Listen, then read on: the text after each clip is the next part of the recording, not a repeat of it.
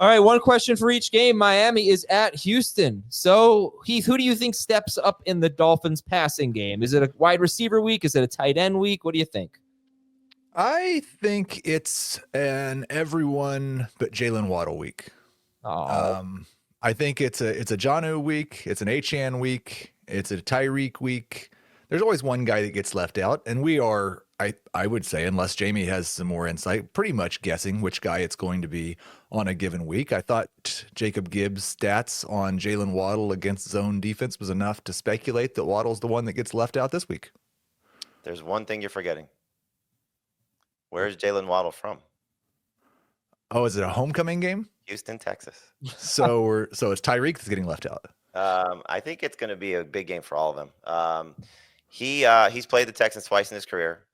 He had a 5 for 80 game and a 8 for 80 game, something like that. I don't know. He hasn't scored a touchdown against him yet. Both games were in Miami. One of those was without Tua. So I think it's going to continue to be Jalen Waddle involved, whether he has success or not. We'll find out. But I think it's just an opportunity here for a run game that's struggling. I know the Texans' run defense is not the same with, who they're missing personnel-wise. But there's a chance here for, if the run game struggles, for Tua to be 40-plus attempts. And we're looking at probably 8-plus targets for all those guys, all their main options. Jamey, by the way, was saying the Texas thing, the Houston thing with a smile on his face, just, if you're not watching. So I don't think he's going to base his rankings just on that. But we do like homecoming games. He's top 10 because of he's back. I do want to mention a couple things for this matchup here. I was going to wait until we got into the game, but might as well just do it now. If you look at Devon Achane's receptions with Tua Tagovailoa, I mean, they've been very high. But the games where he's been a little bit less have been games against teams that do better against pass-catching running backs. The Texans happen to be one of those teams. They give up, I think, the 4th fewest yards per game, receiving yards per game to running backs. So maybe he doesn't get his 8 catches. Maybe it's 4 or 5. Additionally, Jonnu Smith, I mentioned it last week. He had a 3-game stretch, 21 or more fantasy points in each game against really easy competition. He faced the Jets last week. The Jets are good against tight ends. He had 0 catches in regulation. The Texans, they might be paper tigers. They might be overrated. They haven't faced the toughest competition, but I think they're 4th best against tight ends. Yeah, but look lately, though. Yeah, I'm just saying, this might be fewer catches for those 2 guys because it's, for Achane and Jonnu. What are they that bad lately against tight ends? Yeah, I mean, you kept bringing this up, I think, prior to their bye week, but it was the Chig big pass. He had the 70-yard touchdown. Yeah, that's kind of fluky. But it's been, I think, 4 guys. I don't have it in front of me, but 4 guys in the last 3 games have had at least 8 or more points. So you're seeing some flaws, and with Petrie not being there, it's some opportunities in a secondary that's not the same. Linebacking core is not the same. So there are guys missing. There's a chance here for, I think, all of them to have some success. I've got at least 11 to 4 straight tight ends. Right, but Evan Ingram having 7 catches for 41 yards on 9 targets does not tell me that they're bad against tight ends. He did get a lot of targets. I'm not saying sit Jonnu. No, I know what you're saying, but when you're talking about a player like Ingram in the quarterback situation, I believe that was still Lawrence. But you're also talking about this situation's better. These 2 players, Lawrence and Ingram, where they are at that time, are not as dialed in as Tua and Jonnu. I also think, and this makes it really interesting to watch, but really frustrating to predict. Like we talked about it earlier this week, Mike McDaniel and DeMeco Ryans know each other very well. Yeah. Came from the same coaching staff. This is one of the best chess matches of the season. What's Ryan going to take away? What's McDaniel's going to try to exploit in his defense? It's going to be really interesting to watch. I don't know. Who wins an FFT chess tournament? I don't know. I have no reason to speculate as to how good you guys are at chess. Oh, chess? I'd lose. Thomas Schaefer is my guess. I played quite a bit of chess, but not for a few years. Oh, Heath is my guess then. Dan would say he's the best because he's played it since high school and he's never lost. Yeah. Dave's more of a poker guy than a chess guy. Oh, yeah. Dan would say, I'll say one thing, though. I'm actually pretty good at chess. That's what he'd say. All right, let's go to Kansas City at Cleveland. Shout out to blah, blah, blah. I was going to say start or sit Isaiah Pacheco. So Heath would say, no, we're going to sit Isaiah Pacheco. So Jamey, start or sit. Well, actually, how much would the availability of Cedric Tillman impact your Jerry Jeudy ranking? At this point, not very much. I just think he's so dialed in with Jameis, and that's the go-to guy in the passing game right now. Like he's just awesome. It's so funny. If you were to say at any point during his Denver tenure, what Jerry Jeudy needs is Jameis Winston. Like it's amazing. Everyone needs Jameis Winston. He's great for receivers, right? Yeah, but I'm saying, like, if you would say anytime during his tenure in Denver, like, what Jerry Jeudy really needs to get paired up with Jameis Winston. Like, that's what's going to unlock his potential. So, yeah, Judy's still, no, I wouldn't change my rankings. The Jets are at the Jaguars. Heath, rank the wide receivers in this game. So I will rank it. I think I've got it Adams, Wilson, Thomas. They are all inside of my top 20 for sure. And it's a little bit different nope, never mind. Thomas, Adams, Wilson. Okay, Thomas, Adams, Wilson. All right. And later when we talk about this game, I'll give you a concerning trend for the Jets wide receivers. Will it matter? Indianapolis is at Denver. Are we sitting Jonathan Taylor, Jamey? No. This is hopefully an opportunity for him to find the end zone. He's not going to catch many passes, if at all. But I kind of view him similarly to what I do James Cook at this point. A guy that's not going to be heavily involved in the passing game. You're hoping for him to be successful on the ground. Cook has a higher ceiling as from what we've seen so far. But this is an offensive line that's getting healthy, getting Ryan Kelly back, which I think is huge. Their center for the Colts. Broncos run defense has shown at times this year you can run on them. I think they'll be committed to it. I think the Colts offense is going to show up here. I just don't think the Denver defense is going to be able to shut them down. Now, obviously, there's the potential of Anthony Richardson and his turnovers. But if he plays under control like we've seen lately, there'll be a couple of chances for Jonathan Taylor to hopefully fall into the end zone. He's a number 2 running back. He's one of the bigger busts this year, but he certainly still has a chance to help your fantasy. And I will say, like, for someone who was drafted in round 2, like I would sit him obviously for Charbonnet if Walker's out. I would sit him for Garendo tonight. I would sit him for Brian Robinson. Sit him for Rico Dowdle. So there's a lot of guys you might have had behind him that you might start over him. Yes, you can certainly sit him, but I still think he's number 2 running back. That's probably the line for me in terms of Garendo where I'll put him. I have Taylor right now at 20. Garendo right in front of Taylor. Okay. Pittsburgh at Philadelphia. Is Saquon Barkley the only easy start in this game? I don't think many people are sitting Jalen Hurts. You could look at like my rankings, for example, he's like 8th. So you can have guys that are better than him, for example, but I don't think many people have those situations. Like if you drafted Hurts and Brock Purdy, sure, I would start Purdy over Hurts this week, but I don't think many people are doing that. Yeah, I'm starting Hurts. I'm starting AJ Brown. I'm starting Saquon Barkley. All right, we'll get into that. I think I have a co-manager in our FFT league, but Goff versus Hurts is gonna be tough right now. I think I'm leaning Goff. How about you guys? I have Goff ranked higher. He wasn't even bad last week, but he had like 2 or 3 bad fantasy games. 3. He's a top 4 quarterback on the season. I don't know why we're overreacting to a couple of bad games. No, I think not overreacting. But first of all, Pittsburgh is a tough matchup, right? They've held. Would you sit Josh Allen against Pittsburgh? No, but I'm looking at it. Would you have 2 weeks ago? No. Okay. I would not sit. I view Josh Allen differently than Hurts, but for fantasy purposes, I understand for real life why that would be, kind of, but for fantasy purposes, I don't really understand that. Because he's throwing 21 times a game. That's insane. And there is an obvious trend. When Saquon Barkley scores rushing touchdowns, Jalen Hurts struggles. When Saquon Barkley doesn't score rushing touchdowns, he doesn't struggle. Saquon Barkley got to the 1-yard line twice last week, couldn't get in. Hurts got in, then he got extra 6 points. Otherwise, he's at 22 points. He's just not throwing enough. There's not enough passing. Well, he also leads the NFL in rushing yards or rushing touchdowns.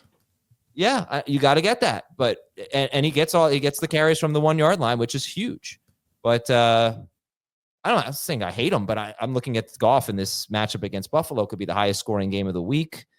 There's a case to be made there. I wouldn't sit him for Jameis. I wouldn't, I wouldn't, but I think I could see it. All right. Anyway, Tampa Bay's at Los Angeles. Starter sit Baker Mayfield. Low end starter. Yeah, he is behind Jameis for me, but he's top 12. Atlanta's at Las Vegas. Rank the wide receivers in this game. The top 3. London, Myers, Mooney. Yeah. And London is a top blank wide receiver. 15. 5. And Myers is top 12. Ooh. Regardless of quarterback. I don't really I know Desmond Ritter's not good. Aiden O'Connell's not good. Gardner Minshew's fine.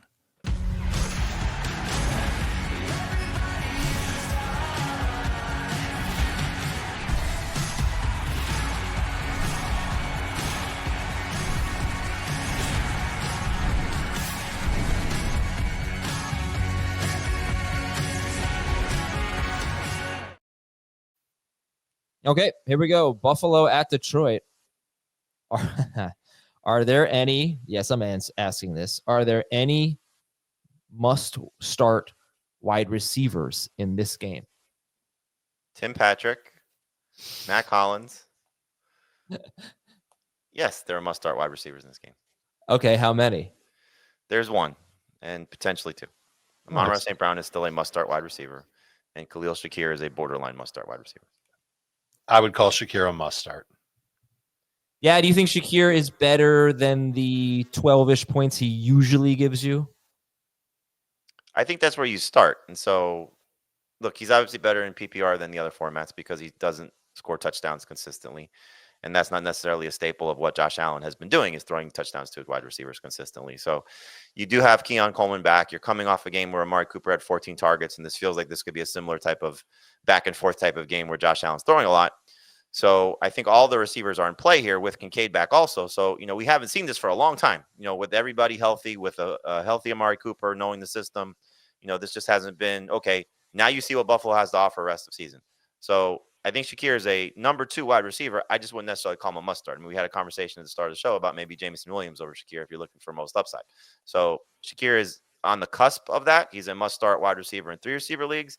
And in PPR, you can definitely make the argument that he should be a must-start wide receiver. But you said it, 12 points. That's not must-start. Yeah. All right. Chicago's at Minnesota. Dave, is this a bounce-back game for the Bears passing game? 23 pass attempts in a horrible game last week at San Francisco, but the Vikings see the most pass attempts in the NFL. Yeah, if you want to say that it's a volume play for Caleb Williams, you can. But I thought he took a step back 2 games ago, and last week was horrible for Caleb. And I heard what Jacob Gibbs had to say on Beyond the Box Score about these Bears wide receivers, and he basically called them all like risky flex plays. And I tend to agree. The line isn't as good. Caleb is still jumpy. The play calling is weird. The timing is off between Caleb and some of his receivers. I know it's Minnesota, and I know they've given up a lot of points to wide receivers, but they are going to get in Caleb Williams' face. And I have a hard time trusting these guys. DJ Moore is no better than a flex. Keenan Allen is a low-end flex. Odunze, you're starting him, Adam. I don't feel good starting him. He wasn't the first read on either of his touchdowns last week. I want to start the Vikings DST. I think they're going to get a ton of sacks. I think they're going to get a ton of turnovers. And I think the Bears offense is going to make people feel a little upset. Yeah, no, my option right now would be Cedric Tillman or Rome Odunze, or if I'm lucky, Tajay Spears would be an easy one. But no, actually, because I would start Rome Odunze over Tank Dell. I'm not like, my team's really not that good. But yeah, that's why you're going to lose to Jamey. I think I am. Okay, next one here is Green Bay at Seattle. Jamey, excluding the running backs in this game, which we're expecting it to be Charbonnet and Jacobs, which 2 players are you most confident in as starters in Green Bay at Seattle? JSN's an easy one. And then, is there a second guy? No, there's not. Okay, who would be next if you had to pick one? Metcalf, Love, Geno. It would be Metcalf. It would be Metcalf. Kraft makes me a little nervous with Romeo Doubs coming back. I mean, his numbers have been amazing in the 2.5 games since Doubs suffered the concussion. and they were good without it. So it's a toss-up between Kraft and Metcalf, because Metcalf has been so underwhelming for the last, month. And we said it, Adam, full practices. Well, what happened on Thursday? He went from full on Wednesday to limited on Thursday with the shoulder again. So I don't know if he's 100%. And that's really the biggest concern. Is he playing at his best? And you said it. He's missed some throw. Geno's missed some throws. That's a part of it, though. It's not just all on Metcalf. It's on the quarterback, who hasn't exactly been great. So I'm going to say no. There are not two players that I'm most confident in. It's JSN, it's Josh Jacobs, it's Zach Charbonnet if there is no Ken Walker, and then the rest of the guys are question marks. All right, next up, New England is at Arizona. Dave, who's a better flex, Marvin Harrison Jr. or Ramondre Stevenson? I'll take Harrison. I think that game script probably won't hurt him as much as it might hurt Ramondre if the Cardinals build a lead, and they can build it with Harrison. We've seen Harrison get some good target volume really over the last few weeks. Hopefully he can convert it into some good production and a touchdown. That's really been the key for him. When he scores, fantasy production is usually good. When he scores, yeah. All right, Dallas is at Carolina. Give me some players, Jamey, that you would start Adam Thielen over. Some running backs or wide receivers. DK Metcalf. Trying to think where I have him now. Darnell Mooney. How about Rico Dowdle? No. How about CeeDee Lamb? No, not Lamb. I might start Thielen over Dowdle. I'd start Thielen over Stevenson. I'd start him over Najee. I'd start him over Marvin Harrison. I'd start him over Neighbors. Yep. I'd start him over Bears guys. DJ Moore over Thielen, but the other guys, yes. Look, he's been fantastic the last 2 weeks, and it's a very good matchup. All right. Washington is at New Orleans. Dave, Brian Robinson Jr., Jamie's start of the week, or Alvin Kamara? In non-PPR, it's easy for me. It's Robinson. In full PPR, I think it's close just because Kamara can rack up those catches, but I'm going to give the nod to Robinson. I've seen the track record of running backs against the Saints defense. It's really, really good. I think it's like 10 running backs have had at least 12 touches against New Orleans this year, and all of them have had at least 16 PPR points. So I'm going to go ahead and assume that Brian Robinson can find 12 touches and come through for 16 PPR points. No Austin Eckler, that's obviously going to help him. And he, coming off of a bye too, like he's going to be rested. Hopefully won't lose too much work to Jeremy McNichols. And Robinson shapes up to be, I know Jamie's got him top 10. I think that's kind of risky. I've got him 16th. I think he's a really good number 2 running back this week. All right. I'm making the change right now. Going goodbye, Kamara. Hello, Brian Robinson Jr. Okay. Who are you sitting? I mean, who else are you starting? Juwan Jennings, obviously. Garrett Wilson is my flex. Jameer Gibbs is my other running back. Oh. I'm good with it. Kamara versus Garrett Wilson is going to be a tough one for me. Yeah. I'd take Wilson. All right. Yeah. I mean, I'll talk. One of the stats in the 3 games that one of the scary stat. Alvin Kamara had 30 carries in 3 games without Derek Carr. 30 carries. That's bad because they got killed in all of them. They lost by 18 or more. I think Hayner's going to be better than Rattler was, but we'll talk about that later. Baltimore at the Giants. All right. Who's the best flex in a tricky game here? Tyrone Tracy Jr., Zay Flowers, or Malik Neighbors? Who's the best flex? PPR? Let's do half and then full. Half, I would go Tracy. Full, I would go Neighbors.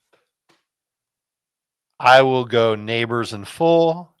I will go Flowers in half and non.